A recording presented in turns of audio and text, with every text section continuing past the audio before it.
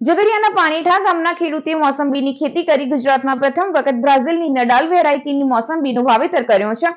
ઝઘડિયાના પાણીઠા ગામના ધીરેન્દ્ર દેસાઈ છેલ્લા 35 વર્ષથી કેળ સહિતની ખેતી કરી રહ્યા છે। તેઓએ પરંપરાગત કેળની ખેતીની સાથે નવા બાગાયત પાકના વિકાસ તરફ નવતર પ્રયોગ દ્વારા એક વખત વાવેતર કર્યા પછી 15 વર્ષ સુધી ઉત્પાદન આપતા પાક તરફ ડગ માંડ્યા છે।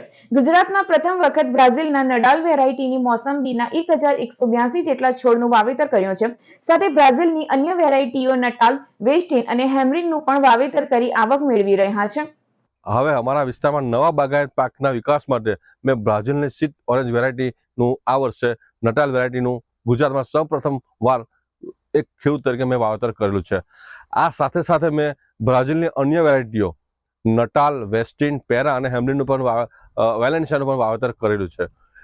આ છોડ એકવાર વાવેતર કર્યા પછી 15 વર્ષ સુધી સતત એનું ઉત્પાદન આપે છે। આ આખી ટેકનોલોજી બ્રાઝિલની છે અને એ ટિશ્યુ કલ્ચર, એનો સ્ટેમ રૂટ એ આખો ટિશ્યુ કલ્ચર ડેવલપ લેબમાં તૈયાર થઈ અને એ છોડ આખો એની પર બ્રાઝિલની વેરાયટીનું ગ્રાફ્ટિંગ કરી છોડને બનતા 1.5 વર્ષ થાય અને એ છોડ અહીંયા બેઠા 300 રૂપિયા જૈન કંપનીમાંથી મેં મેળવી અને ખેતરમાં મેં વાવેતર કરેલું છે।